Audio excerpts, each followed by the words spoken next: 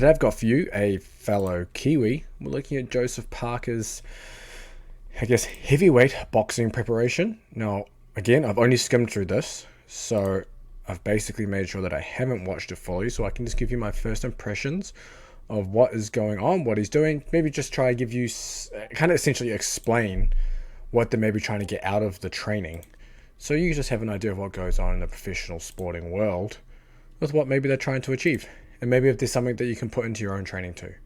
So here we go. I think we're here. So skipping to start. Pretty much every boxer's staple movement. That's just like basically your extensive plyometric work. You can rack up high volumes of the stuff. Nothing more to really say there because you're probably already doing it. And keep doing it. Let me put these on too. Okay. Okay, so 5 minutes of jumping rope, and then we're into a rotational exercise, so almost like a hybrid trunk and neck exercise with this one, and a little bit of dissociating the upper and lower body, which is quite nice. This is a cool little variation actually. And then into a karaoke, which is typically, you could say, like a field sport general warm-up that people will do. Now what's nice about this particular, pairing as well, it actually pair quite well together. Or even this one here. So it must be in a circuit with the rotation. So what's nice is you've basically got 3 exercises in a row that kind of either load rotation or challenge the upper and lower body dissociation. What I mean by that is the separation of the upper and lower body. In my opinion, one of the key factors in athleticism is this ability to be able to do that. Now, people who are very like gym centric or maybe come from strength sports lose this ability, and you need to have it if you want to be athletic and be able to like whip strikes and things like that. So this is a cool little circuit to do. So this one addresses the neck as well. Now, look at this, the chest facing this way and the hips facing this way, hips, chest. That's the upper lower dissociation that you want. Now, whether this karaoke exercise is going to like make you better at it, I don't think there's enough load to it, but it doesn't mean it's not useful. So you can definitely use something like this as part of a general dynamic warm-up. And then you've got obviously this variation of, I guess you'll call them window wipers, but the holding down is upper body.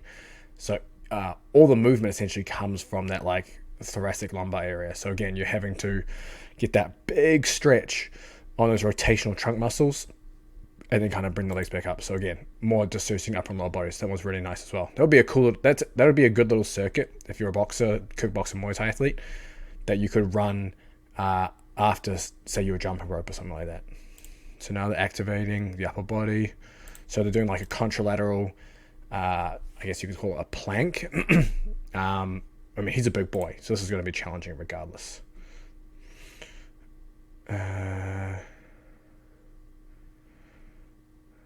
What else we got going on? So we got like almost like a drop catch inverted row, but we're switching the hands. So what's nice about these drop catch variations, they end up being like a fast eccentric overload. So you're trying to drive essentially eccentric specific adaptations within the pulling muscles. So that will be like the biceps to some extent, especially with this underhand grip, and then with the lats.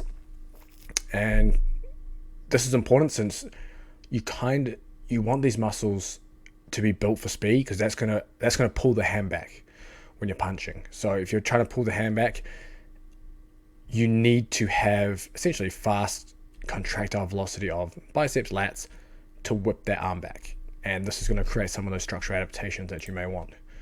So that's a good little movement to do. And then it's like a explosive or plyo push-up done with the slingshot. So this thing here, this elastic, I don't know what you'll call it. It's like elastic band that goes across your chest. So it deloads the bottom position. So it essentially makes him lighter in that bottom position to be able to push up. Now, he's doing them rhythmically, so he's not doing the max output. So the reason they're doing it like that, I'm not too sure. It could be just because they're trying to build some just some rhythmic reps in there. So it will be almost similar to, I did a video on like the Fedor press, or I think it's called the Bonderchat. There's so many names, Bonderchat press, Fedor press. If you just search Sweet Tons of Fighting Fedor press, I'll actually link it at the end of this video on the end screen. I break down that movement. This could be a similar idea here, and just building the rhythm with that push up. Let's see what else we got. Dumbbell row, one of my favorites. Again, attacking the lats, being able to pull that arm back quickly. A little bit of body English too, I like that. His arms are probably gained about 20% in muscle mass. Damn, okay, so he's got big arms now. It looks like we've got like a landmine press. Probably like most boxers' favorite. It's just a solid upper body pressing exercise. So there's nothing inherently, I guess you could say, special over other pressing exercises if you're doing something like this. One of the advantages of doing something like this would be that shoulder blade or scapula is free to be able to move, but it's also free doing stuff like various push-ups and whatnot. So this is a nice one you can do. It's also nice from the shoulders than other barbell movements and even overhead movements. So good variation. It's also going to challenge some of that, I guess you could say, anti-rotation, anti-lateral flexion through the trunk. So that's good. He's saying he's gained speed while he's put on muscle. So they've done something right. I